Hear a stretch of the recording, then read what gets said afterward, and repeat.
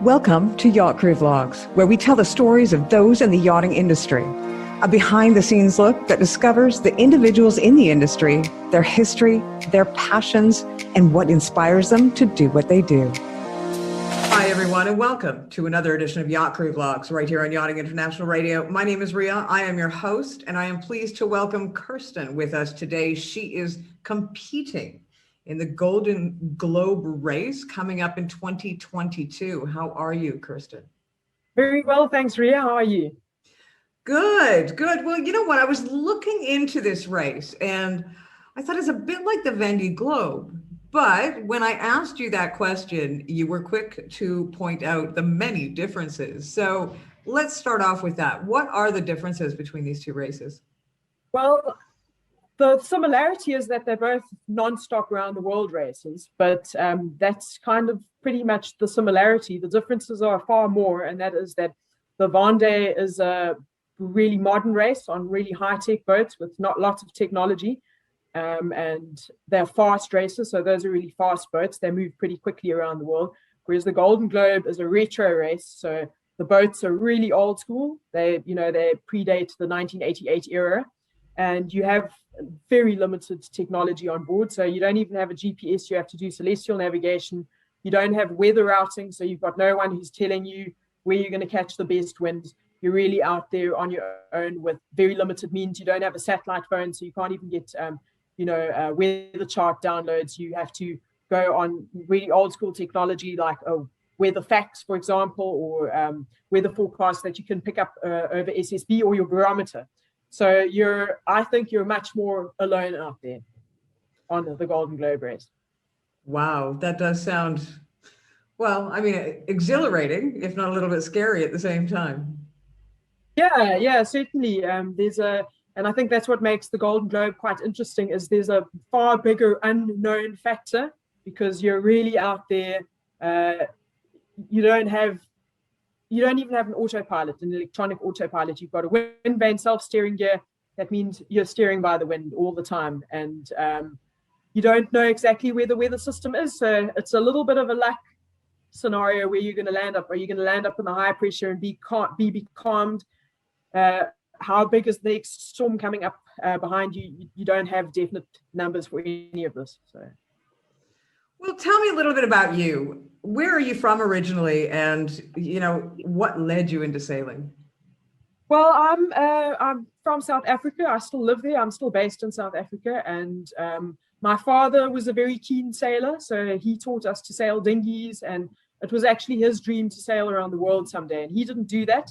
But I always thought as a child, well, I'd like to do that. If he's not going to do it, I'd definitely like to do it. So I came to a point in my life where I realized this is what I want to do now. I want to take the sailing really seriously and make a career of it. And I was sort of in my early 20s when I made that decision, and I've been doing it pretty much ever since. So I've been doing sail training. I've worked as a delivery skipper, a charter skipper, and now I'm going to try my luck in racing in the Golden Globe. So. Yeah. So when did you become a captain, essentially? And obviously, if you've been a skipper for charters, etc., you've worked in the yachting industry to a certain degree. How old were you when you obtained your license? Well, the first boat I skippered was the sail training boat in East London. That's East London, South Africa I'm talking about now. And I used to teach people outside of the port of East London how to sail, and then we do overnight passages to Port Elizabeth or to Durban. So that's really when I became a skipper and was in command of the boat and in command of the crew. And that was in my early 20s. And then I went on to doing coastal deliveries along the South African coast as the skipper. And eventually I got a foot into doing international deliveries where I did a couple of trips as first mate and then became skipper of basically these newly built catamarans that they build in Cape Town. And then they export to the rest of the world. And that was great. I did that for the best part of 12 years because the boats were going everywhere: Hong Kong, New Zealand, Australia, Thailand, the Americas, Europe, the Med, you name it. So I really got to sail in different oceans, different, upwind or downwind passages. Some of them were trade wind passages. Some of them were beating all the way into Europe. Some of them were Southern Ocean passages. So I really got to go to a lot of different interesting places through doing that job. It's interesting that you talk about the catamarans because I have done quite a few interviews with those that are sailors and those that are motor yachts and some that are catamarans. What is the major difference for you, obviously a sailor, between a monohull and a catamaran? Yeah, it's a good question because when I started off sailing catamarans, I was very much for monohulls. I always thought cats probably aren't as stable and as seaworthy. But we took some of these catamarans into some really rough oceans on the Southern Indian Ocean, and they survived it. It was quite scary because we knew we were taking catamarans that had been built more for the Caribbean and the Med into the Southern Ocean, and we were surfing down waves of 25 knots on catamarans that were not built for those speeds at all.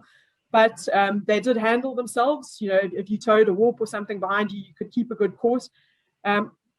There's a lot of benefits to a catamaran in that you've got a lot of space because you've got the two hulls and then you've got the bridge across the hulls. So space, you've got plenty of it. I guess they're a little faster most of the time, like a cruising catamaran would usually be faster than a cruising monohull because they've got less drag through the water. And you're usually on the bridge between the two hulls. So you're standing out where you can see stuff from inside, whereas in a monohull, you're down below there most of the time, But when it comes to really heavy weather sailing, I definitely feel safer on a monohull. So I'm glad that I'm doing Golden Globe race on a monohull and not on a catamaran. But generally, catamaran sailing is fun. Once I got used to it, I really enjoyed it. So. Well, what was the drive and what is the purpose behind this Golden Globe race for you? Is it a pinnacle of something, or was there a drive to do this? What was it that made you want to sign up and do this race? Well, I kind of loosely followed the first replica edition, which happened in 2018, and I didn't follow as closely as I would have liked to because I was on Pelagic, which is a charter boat, and we were on sub-Antarctic islands, and I didn't have much internet connection. But I kept on hearing updates about the race, and I just thought, wow, this is such a cool race. I thought this is my cup of tea because it's a single-handed race, and I am quite a solitary person. I've always liked undertaking solo missions, not because I don't like people's company, but I like having to be absolutely 100% reliant on myself and know that I have to really know my stuff and make every decision, and there'll be direct consequences for that. There's no one I can consult with or ask. And secondly, the retro nature of it, that you're moving away from technology, that really appealed to me because it felt like this is going back to the real old school seamanship. You've got to know how to use the stars. You've got to be far more observant of your environment because you can't just download your weather and say, well, the weather chart said, yeah, wind is coming through. You need to watch what the clouds are doing, watch how the sky is changing, feel what the sea state is doing. And it pushes you to a whole new challenge of being aware of what's happening around you and using those observations to sail as efficiently as you can. How long will you be sailing to complete this race? Well, the last winner managed to do it in about 7 months, and he did it fast. So let's say that's probably the minimum time that you're looking at, unless you're going to beat his record. But the route this race is slightly different. So I think it's going to be difficult to beat his record because there's the Cape Town photo gate. So I'm really saying 7 months is probably the minimum that you're looking at. How are you preparing yourself mentally and physically? Physically, I'll certainly make sure that I'm leaving in a good physical condition and that I do enough exercise and stuff leading up to the race. And mentally, I guess I try and envisage myself the whole time, especially in the Southern Ocean, especially in storm conditions when you're getting anxious and when you're out there on your own. And I must say the mental challenge of being alone doesn't scare me that much. The longest I've been on my own has been 70 days. Which is just over 2 months, so it's nowhere near 7 months. But I kind of feel like you probably get to a peak after which the length of time that you're alone might not matter anymore because you get into a comfortable space with yourself and with your boat and with where you are. So I'm hoping that 7 months will be as doable as 2 months was. Well, and you're not going to find that you're going to have that much time to lie around and reflect, because when you are doing a race like that, with a boat that is retro, such as this, there's a lot to do. Yeah, there definitely is, because, you know, even if you're sailing somewhere in the trade winds and the winds are stable and there's not a lot of sail changing and stuff that you have to do, there's probably going to be ongoing maintenance, because you're going to have to be so on your toes about how well you maintain your boat and how well you observe what's happening on your boat so that you can prevent breakage. So I think there will be a lot to do most of the time, but there'll definitely be moments where you can reflect and where you can just enjoy where you are. And I'm really looking forward to those moments, because right now I'm in the rat race of trying to get to the start line. And it's quite stressful because I know that I still have to do a lot of things before September 2022. And I know I'm going to really enjoy those moments when I'm actually zoning into what I'm doing and I can reflect about stuff. So now, how are you funding this? Are you looking for sponsorships? Are you self-funding?